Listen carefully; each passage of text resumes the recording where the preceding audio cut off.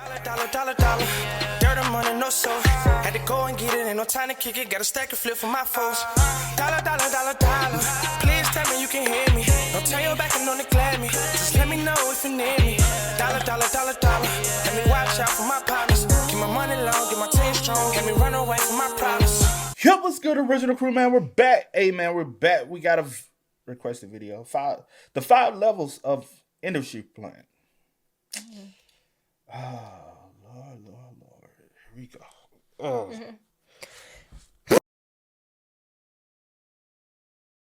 Did you get it on time? No, and I got it everywhere. I tried to. Sorry. Okay, I'm sorry. Sorry if I spit on y'all. No, you good. It's. I was trying to cover my mouth, but I was trying to press that at the same time, and it just did not work. You good. Industry plans. Do you think industry plans is a real thing? I do. It is. I do. It is 100%. I actually do. Yeah. I always say this: the industry is one of the fakest industries. Music industry, for real. Entertainment industry. It's one of the fakest industries or career-driven places that you can ever be a part of. Yeah. And it starts early. It's at every level. I think I got my first taste, you know what I'm saying, in college, and just doing even low-level stuff like that. You realize how fake people can get and how fake people are. Not even just getting there, but they are from the jump. Because it's who can use who. So, a lot of times, I think nowadays, they care more, instead of selling talent, to sell an image. And if you got anything that they feel like that's marketability, they'll try to force you onto people. And a lot of people are. A lot of people do lack talent. That's the reason why quality music drop. But hey, make sure y'all check out the links in the description box. Down below. You already know where to go if you want to first support. All you gotta do is check out down below. Also, if you enjoyed today's video, knock it in with a thumbs up. But let's go. I'll say this. If you ever come across an artist and they were like, oh, I haven't been doing it that long and I blew up, industry plan. Because most good artists have been doing it for some years and they know history because they study and they appreciate the art. And so they're not going to put out ass either. Yeah. They're going to give you 10 toes. But let's go. Every time an artist blows up overnight, the internet does what the internet does best. The term industry plant gets thrown around so much now that it's hard to even know what it means anymore. But see, there's levels to this. And let's start with the ones who hide it best. The organic. Step on the glass, staple your tongue, These are the artists who still need you to believe that they started from nothing. The story has to feel real. The struggle, the discovery, the breakthrough, the indie darlings who got lucky with a viral moment. But if you look closer, their bedroom is in a $1 million house that their parents own, or that viral moment was coordinated by PR agents and label executives. They keep the aesthetics to DIY, but behind the scenes, there was professional management going on the whole time, even before you knew their name. Artists like Billie Eilish. Yo, you know what's so crazy? That's even true in content world, bro. Like let's be 100% real. Even certain content creators, you be like, oh, bro, they blew up fast. Bro, if you really do your deep dive and research on these people come from money, bro. That's why they have accessibility to things and a quality of content that the average person don't come from. Yeah. A lot of us, the quality gets better as you grow. Yeah. If somebody's coming off good high quality, bro, they come from money. They come from push. They already got somebody that their family is connected with to help them out a little bit. So, nothing, a lot of stuff ain't organic as you believe it to be. Professional management going on the whole time, even before you knew their name. Artists like Billie Eilish. I've wanted to do this like my whole life, so I'm a little shaky. Now, she's talented, but the whole we recorded Ocean Eyes in my brother's bedroom thing, that's not the whole story. What they don't mention is Phineas was already working in the music industry. Their mom was an actress, their dad was in bands, they grew up in LA, already around the entertainment industry. Industry connections, off rip, it's already give you an open door. And you know something? It's crazy. And she is talented. She is. So not going to take that away from her. And her mom and dad being kind of passed those genes and the inspiration on to her. And I do even her brother. Oh, yeah. But I'm just saying, because her dad was originally in a music band and stuff like that. I'm saying he probably passed it down to his kids. That's what I'm saying. Yeah, but go. You were saying I something. don't remember what I was saying. I was, yeah. Have you ever looked into him? Oh, that's what I was saying. Thank you. I was saying a lot of people. Sometimes don't even look into their background or like the come up or like I never like look into anyone's background. Sometimes I do, but I never thought to look into Billy's background. Yeah, I do now because you've shown me certain people and I came across them like you was like, oh yeah, they come from money, and then they just have to.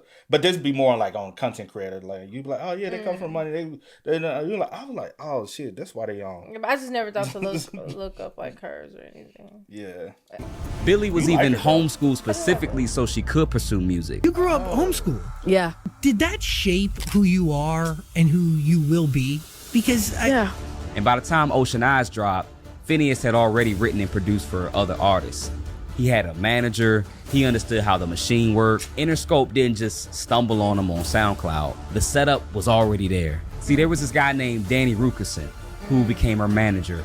And Danny was business partners with Brandon Goodman. And Brandon managed Fall Out Boy. So Billy already had deep industry connections from the start. See, the Organic Plant, they're the smartest plays because they keep the indie credibility while having major label resources. They play it cool. That's not the case with Level 2. The obvious. that's crazy, bro. When you really think about it, that's crazy because that's 100% true.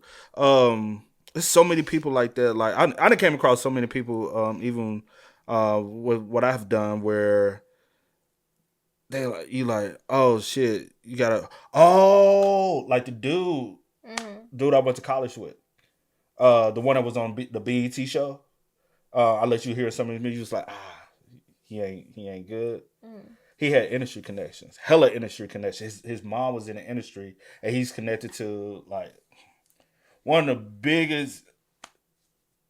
biggest producers, label owners of all time. He's connected to him too, and he looks at him as a godfather. And when I heard that, I said, "Oh shit!" But talent, at the end of the day, he just didn't. If he had the talent, I swear he'll be in the industry right now. But he lacked the talent. But his mom was, I think she was an entertainment lawyer already, so that's already a pull. But then the other people was already a gimmicky for him, and so I was like, man, he might get on, but he didn't have the true talent. And I was like, why you just don't go into songwriting? These are the artists who don't exist one day, and then the next day they're on every playlist. The push is so aggressive that even casual listeners notice that something's a little off.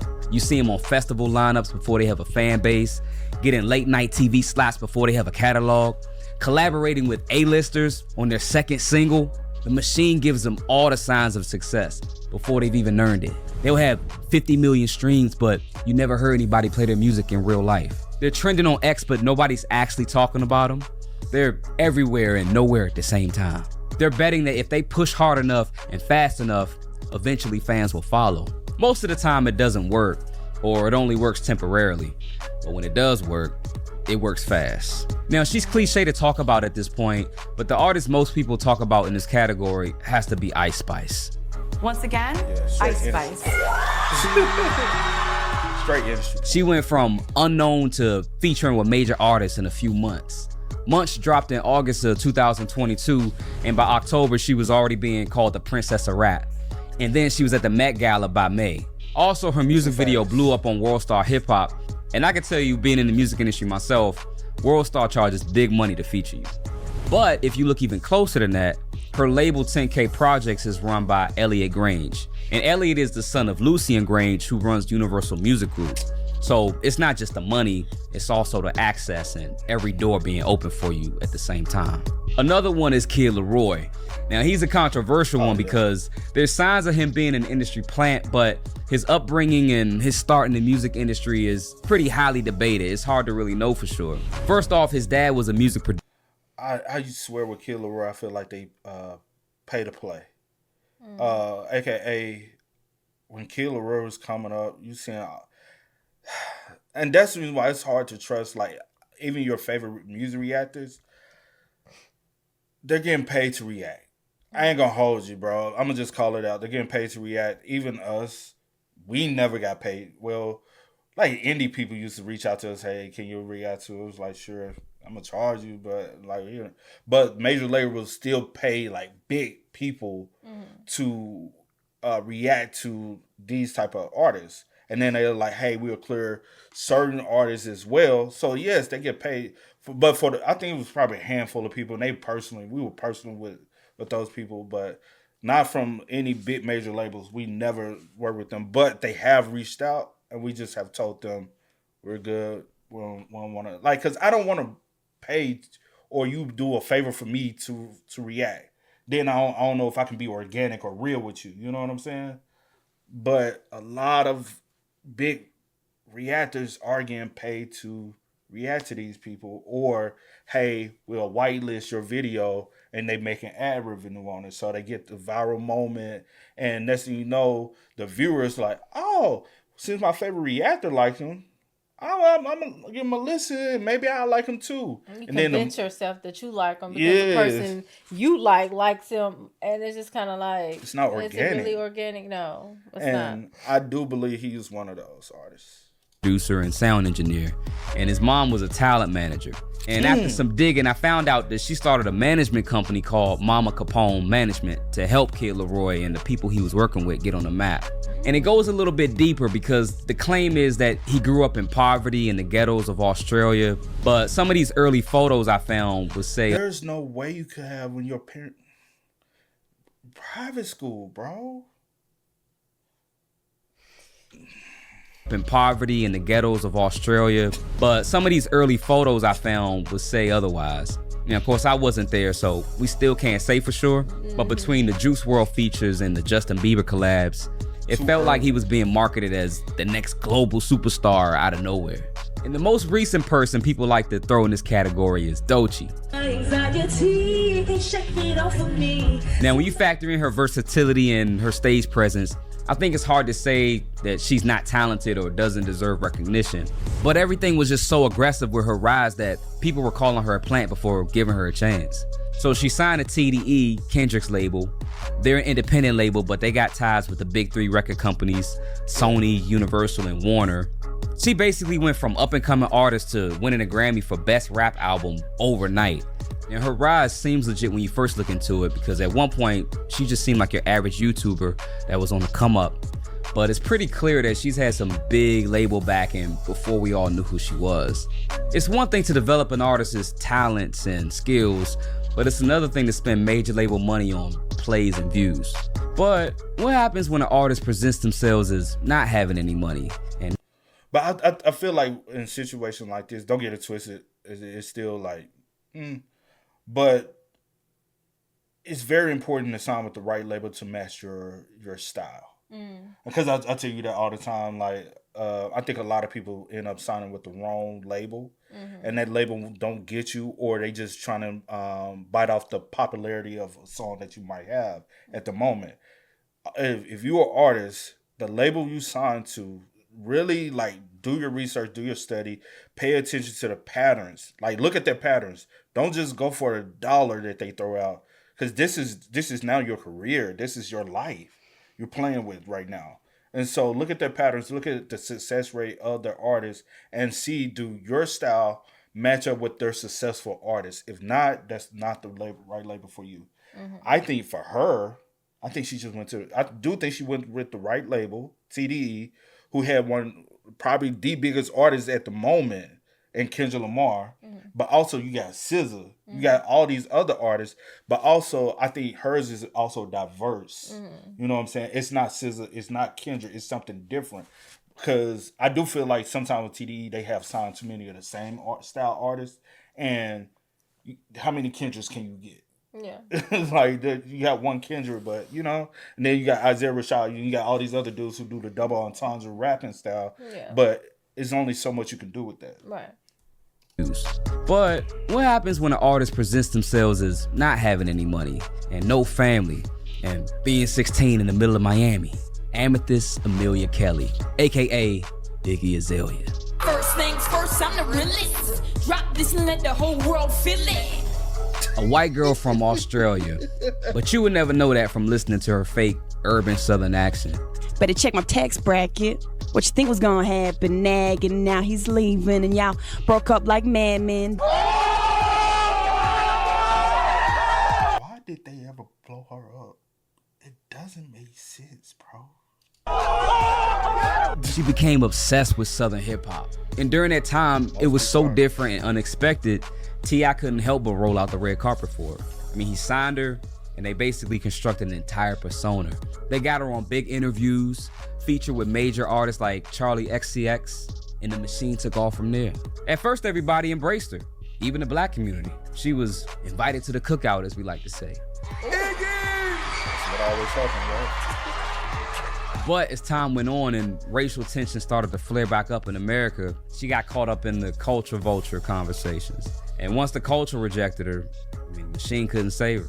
Some of it started with the feud between Iggy Azalea and Azalea Banks after Iggy won Best Rap Album at the Grammys. You know what I mean? That Iggy Azalea shit is not better than any fucking black girl that's rapping today, you know? And when they give those awards out, because the Grammys are supposed to be like accolades for artistic excellence, you get what I mean? Iggy Azalea is not excellent. The theys purchase things that they see themselves in, right? And businesses capitalize on that. And that's fine. So put her in the pop category. Put her with Katy Perry and put her and Miley Cyrus in the same fucking box together. Don't put her in hip hop. Don't put her in hip hop. But she's rapping over a beat though. But just because she's not singing does not mean it's rap music. I do need them to relook and realign how music is, right? Yeah. Not every artist is technically a rap artist, and pop, I think, has, because pop is popularity. You know what I'm saying? That's what, and I think even some things that we look at as hip hop should be more labeled as pop music. Yeah. Because I've been thinking about that lately, and I'm like, because at the end of the day, I hate the image of pop music. When we first think of pop music, we just think, oh, pop or white music. King of pop is Michael Jackson, a black man. Right. You know what I'm saying? He popularized pop music. Right. So let's not but I do think some hip hop records that are not hip hop should go into the pop category. A pop category. But I feel like, because not all what we categorize as hip hop is true hip hop in the definition and terminology of it. Like Lil Nas X, his joint, oh no, it's not country. Old Town Road, oh, it's not country. Well, the cadence and everything, that's rap though. It wasn't rap either. Yeah. So let's put it in pop. Well, I think honestly they probably felt, oh, he was gonna overshine those other pop babies that y'all push as a black man, because we can't throw in his sexuality because that wasn't on display yet. Yeah. So we didn't want to put this black man into this category to overshadow certain people. Yeah. And so I think with that, they pushed it. You know what I'm saying? So I agree with you though. Can we like revisit it? Because honestly, I feel like even like Drake, a lot of Drake's sound to me is not always 100% organically hip hop. Yeah. Because Drake has never put out a 100% hip hop album. So it gives me, because it's a very mixture. And so I look at Drake as more of a pop artist than necessarily a rap artist. But I know they're going to put him in that category. Yeah. But a lot of his music is just more pop music. You know what I'm saying? So, but who? Ultimately, this all led up to Iggy Azalea quitting music and becoming an OF model and a crypto entrepreneur. I think she knew she couldn't keep it up, especially when hip-hop legends like Q-Tip started coming out and talking about it. But it goes to show when an industry plan is too obvious, especially when it's built around a gimmick, sometimes the downfall can be just as quick as the rise. That's crazy. The puppet. Now, the puppet is where it gets dark and where I might make some people mad. But these are the artists who became what the industry wanted them to be and not necessarily what they wanted to be. Sabrina Carpenter and Katy Perry deserve honorable mentions here, but if you want to see a full inside look on their stories, I'll link my videos in the show notes. Both of them had mediocre to average success in music until the industry overlords got a hold of them and changed everything about them. Katy Perry was a gospel artist and Sabrina was a wholesome Disney child star. Another artist a lot of people talk about in this category would be Tate McRae. Now, if there was ever a person literally bred to be a pop star, it's probably Tate. Tate has actually been famous since she was around 8 years old. Not for music, but she was internationally known as a dancer. Her mom owned a dance company and had Tate in training since she was around 6. Now, everything blew up for her after she posted a YouTube video of her singing an original song called One Day, which has blown up to over 40 million views. I've understood that you will never be mine, and that's fine. Now, usually you wouldn't label this kind of rise as industry plant. I mean, Justin Bieber got the same kind of start on YouTube. But her brand shift is where the water gets a little muddy. She had pretty good success as the bedroom singer-songwriter, but even pop fans got caught off guard by her sexy pop diva rebrand. But who we really gotta talk about is Lady Gaga. Stephanie Germanotta was playing piano in New York dive bars in 2005. She was doing jazz standards and just wearing normal clothes. And then she got signed to Def Jam at 19, but she got dropped after 3 months. L.A. Reid, he literally signed her and forgot about her. He just wasn't that interested. He thought she was too normal and too boring, not that marketable. So after that, Gaga changed everything. She was ready to be. Now it makes sense. If your label drop you for being just another person, there's nothing about you that stands out as far as marketability. And so that's the reason why she used to do all the over the top to stand out amongst the crowd. I want to show you, boring, not me. And it just kind of. But also without that, do you become Lady Gaga? Yeah, good question. Not that marketable. So after that, Gaga changed everything. She was ready to be what the industry wanted her to be. She started studying what worked, what got attention. She analyzed Madonna's career. She dumbed down her skills, simplified everything, and focused on one goal: fame. By 2007, she was a completely different person. She was go-go dancing, setting her hairspray on fire. She wasn't Stephanie anymore. She met her producer, Red One, and got hooked up with Akon, and they just went straight up synth pop. But the interesting thing is, she never really hid that she was just playing a character. But usually there's a consequence that comes with not being yourself. I think real fans probably knew deep down that there was something going on. You know, letting go of who I was before, and I don't mean becoming, Lady Gaga and leaving that behind. That's not what I mean by that. What I mean is, my life is different now. The whole Joanne era is where the cracks really started to show. She tried to strip down the sound and perform more as Stephanie than Lady Gaga. It was her trying to find herself again. But the public didn't want Stephanie. They wanted the monster. They wanted the spectacle, because that's what sells. But what if you could sell your music whether it was good or not? That's the case for level 4, the Nepo baby. What you said. What this life for real is a Nepo baby, bro. I ain't gonna hold you, bro. Every time you find, I'll be like, man, fuck all this, bro. Like, but so many kind of the others in the other category can go in this category too. Exactly. There's so many of them, so it's just kind of like, no, pick one. And they sell us the dream of, if they can do it, I can do it too. Cause like, let's be real, like, cause I know we got Blue Ivy up here, right? But even Beyonce, she had without her dad was the machine, and he pushed her in the forefront of everybody. And I know people going, but you just gotta look for like, take your favoritism and your bias, your fan bias away from it, and look for it from what it really is. The most successful people that we know from this list, and there's a lot more. The reason why they are successful is they have already had some type of industry connection, whether it's low level or high level, but they have somebody that's already like tied to the industry that can say, hey, take this to this person and let them listen to it. And then, because it's the music really good. I know a guy that know a guy. Like, or I know someone personally. Hey, can you do a favor for me for my friend? Or just whatever. They have some type of connection. Yeah. And then like, a lot of them, we be like, is it really good, or we just like them due to who they attached to? So, The These artists were industry before they were even artists. They grew up in recording studios. They had dinner with label executives, got babysat by other pop stars. They'll talk about their journey, their struggle, their grind, but they had access to producers, writers, studios, nannies. They could fail as much as they want and still get another shot. Exactly. The Nepo baby has mommy and daddy to give them every opportunity they need. Exactly. Failure is not possible. Willow and Jaden Smith were destined before they were even born. Willow dropped Whip My Hair at 10 years old on Rock Nation. And then she got to quit music because it was too much pressure. Then she got to come back whenever she felt like it. She could experiment with rock and indie, whatever sound she wanted because, failing had no consequence. Then you got Blue Ivy.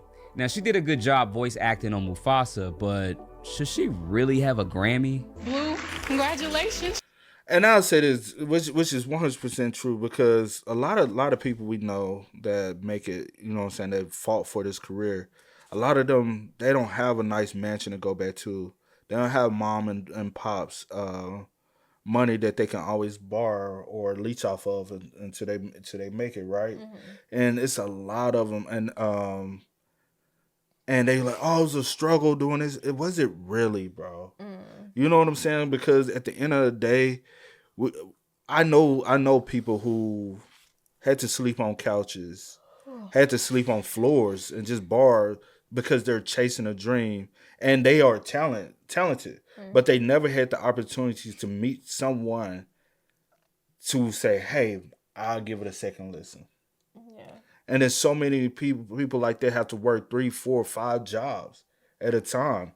And it's jobs that a lot of people are like, no, I wouldn't do, but they're willing to do it just because, hey, as long as say for instance, it was a job they used to always offer us in college is, because, Nashville hosts the CMAs, and they always had a plug for us to get a job if you wanted to go work at the CMAs and do setup. Mm-hmm. And I used to be, for any concerts and stuff, like, we can do those jobs. And a lot of people who wanted to be artists would go and try to get those jobs solely so they can be in an opportunity to possibly bump shoulders with someone. And so those are the people who are hungry for it. Mm. They don't have access to nice studios like this. Some people got the bare minimum basic mic, and they having to set up their rooms with egg cartons to drown out the noise and all this. Like, they don't have access to an engineer, and they having to do everything their own self and really teach themselves.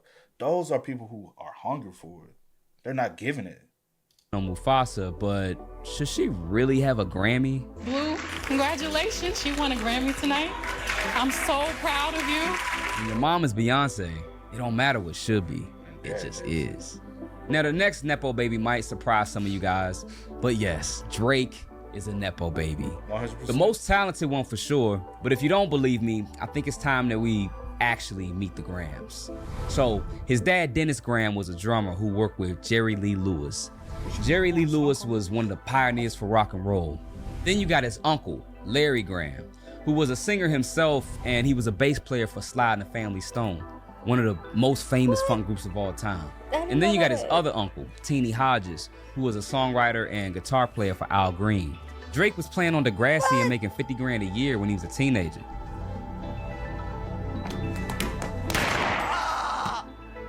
When that ended, he had money and connections that could fund his own mixtapes. Now, started from the bottom is great branding, but the bottom was middle class with industry connections. But the most successful and possibly the saddest of them all is level 5, the super plant. The super plant is as close to a robotic. It's the super plant. How many levels we got? So,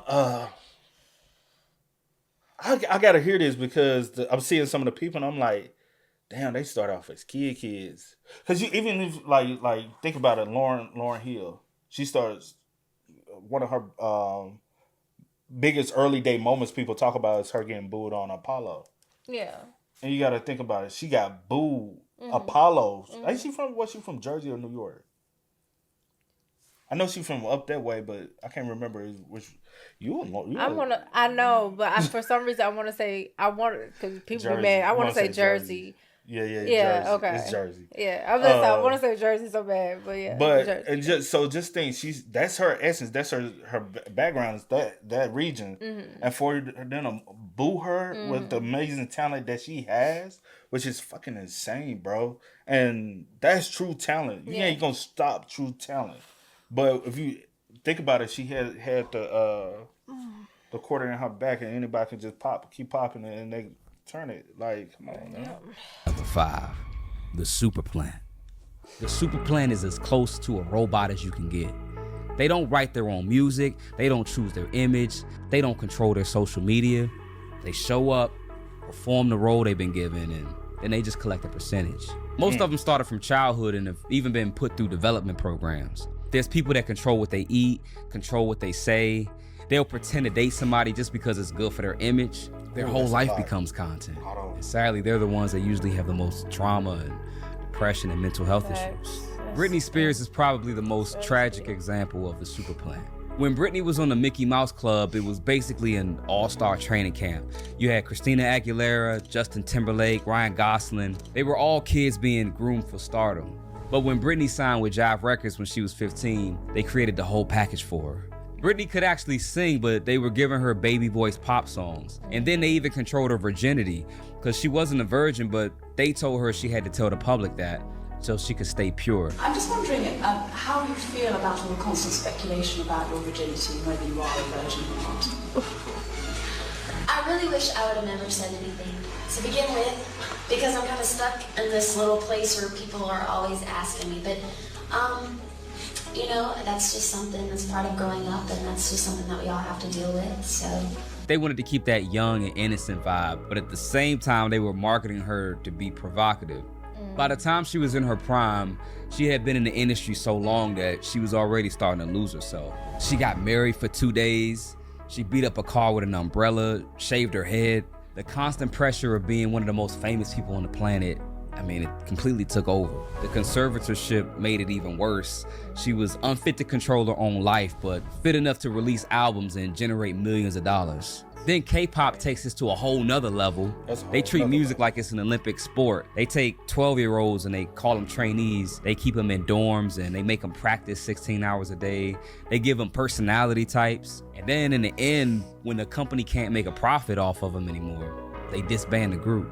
But the Asian music markets, what they tend to do is they learn from the American music market of the past, because this goes all the way back to NSYNC and the Backstreet Boys. Both of the groups were put together by Lou Pearlman. He was a music manager who both of the groups actually ended up suing in the end. But he he had both of them? Mm-hmm. No way. I did not know that. I would never have did my study on that, but to know that. But that's something, right? That's really something. Because I think a lot of people should do their deep history and research on.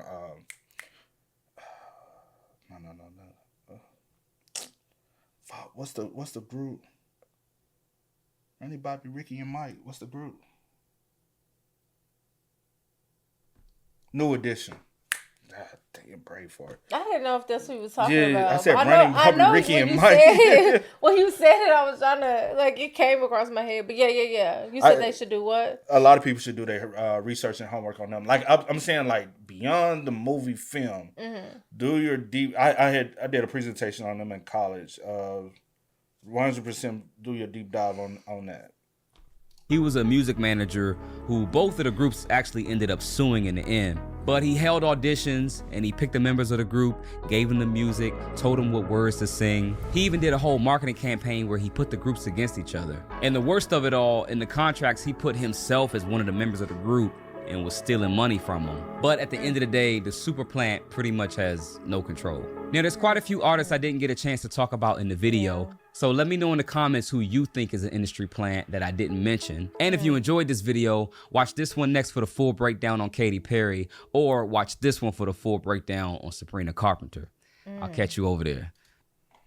Because I say this, I feel like if New Edition didn't have their success, New Kids on the Block would not be a thing. Let me just say that. Do your history research. For sure. If one wasn't successful, the other one won't be a thing.